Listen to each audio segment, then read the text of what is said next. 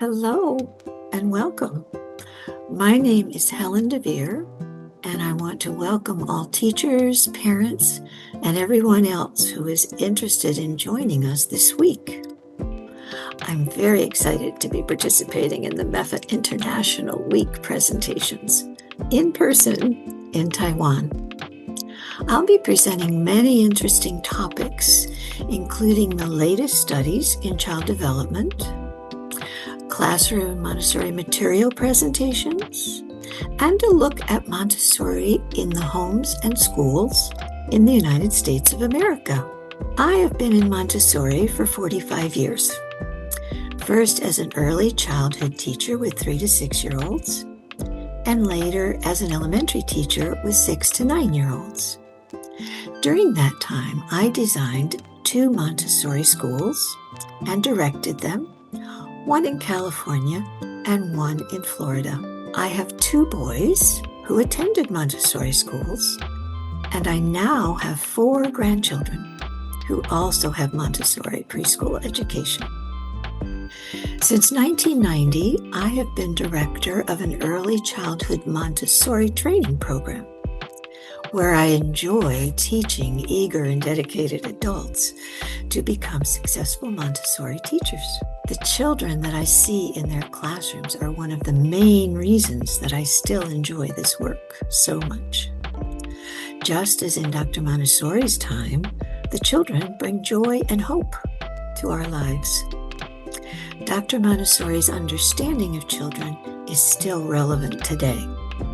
Our world has changed, but children still develop as she observed. I've also had the privilege of training teachers internationally before COVID in Taiwan, Hong Kong, and several places in mainland China. I'm so happy to be back with my colleagues and friends at Mefa. One of the topics that we will be using this week, be talking about, is helping children become independent. Most adults want to help children develop into happy, healthy adults.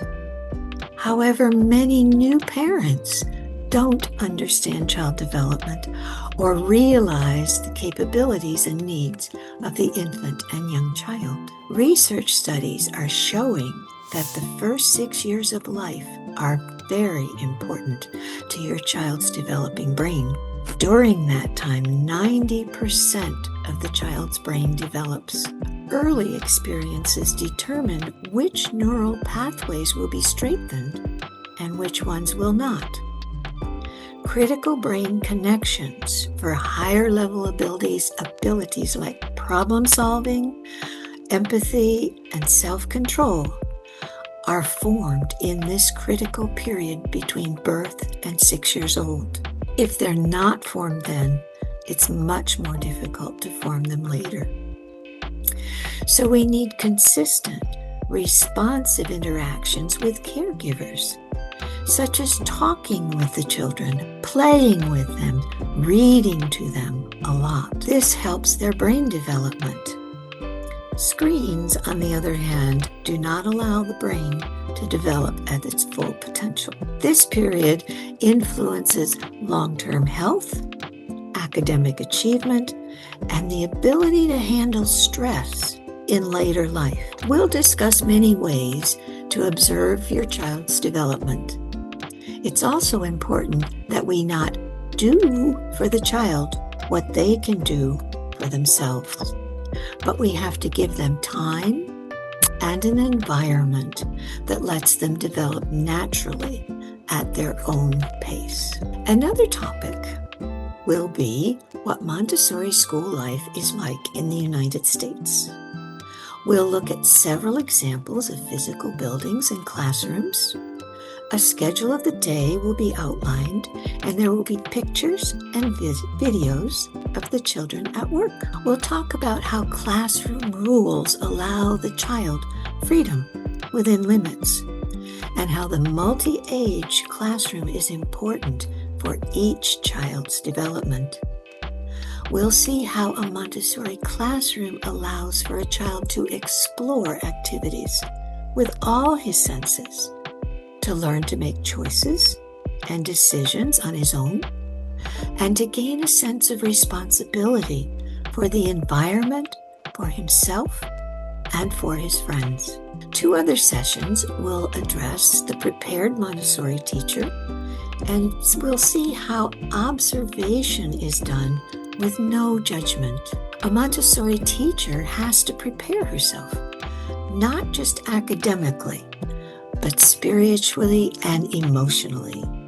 She must understand the stages of child development and look at the child's behavior as the way he is communicating at his level of understanding. She must be calm, respectful, and understand that connection with the child is the key to helping them grow. She must look at her own biases and see the child for who he really is, not who she might think he is. The teacher then learns to control unnecessary interference, to speak less, and to trust the child's normal developmental process. I'm so pleased that Mefa is offering this time to interact with all of you. The more I've traveled and taught in different countries, the more I'm amazed and happy to see that the teachings of Dr. Montessori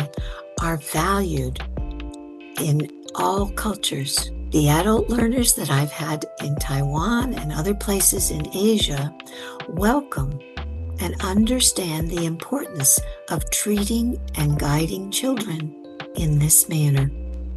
They see the proof in the children's growth and behavior, and they want to know more. Dr. Montessori knew that children all over the world develop in similar ways and have sensitive periods for learning. I think it's beneficial for everyone to see how Montessori education and similar practices for parents are carried out in different cultures. I think you will find that most cultures do not have Dr. Montessori's practices as a general way of raising children. So it is beneficial to see now that our job as teachers, as guides in every country, is not only to work with the children, but also to help the parents see the benefit of guiding their children in this way. On Saturday and Sunday, we will be looking at the curriculum Dr. Montessori gave us for sensorial and math. She tells the sequence of materials in sensorial follow a natural progression for the child's cognitive development, from concrete to abstract, from object to picture, and from hand to mind. This journey reflects Montessori's principle that the hand is the instrument of the mind. The children need to touch things in order to learn. These exercises in sensorial help the child build an internal, orderly cognitive framework that enables them to understand and organize their environment. Each material also carries a specific indirect aim, preparing the child for later academic and cultural work. For instance, we'll learn how sensorial materials prepare the child for mathematics, for language, for art and music, for science. These materials are aesthetically pleasing, and that invites repetition and concentration. This precision and beauty engage both the senses and the intellect, leading to what Montessori called auto-education, the child's ability to teach themselves through meaningful work. We'll explore the sequencing and rationale for presentations of the traditional Montessori sensorial materials, and we'll also look at some variations and extensions to help the child explore the activity more thoroughly. The session on the math curriculum will build on the sensorial materials, since many concepts learned previously are presented in a deeper, wider level now with numbers and with quantity. Dr. Montessori's sequencing guides the child through learning first about our base 10 system in mathematics by first introducing them to a quantity of and symbols from 1 to 10. That then leads into place value and the 4 operations: addition, multiplication, subtraction, and division. The 3 to 6-year-olds are guided through the concrete processes named above, individually at that child's pace. The children experience hands-on lessons with much repetition to give them mental pictures and understanding of concepts like teens numbers, quantities to the thousands, addition, and other things. Again, we will look at the sequence of materials, see lessons, talk of rationale, and offer variations and extensions. I mentioned that I enjoy teaching adults and seeing them go and interact with children. I also am convinced that this method of guiding children really works. My 2 sons, who are now 48 and 50 years old, are very different in temperament, interests, and life experiences. Yet I continue to see the influence of their early Montessori experience.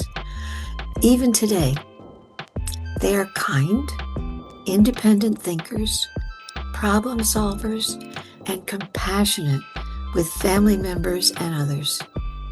It's a joy to be around them. I'm looking forward to meeting everyone at Mefa International Week, either in person or online.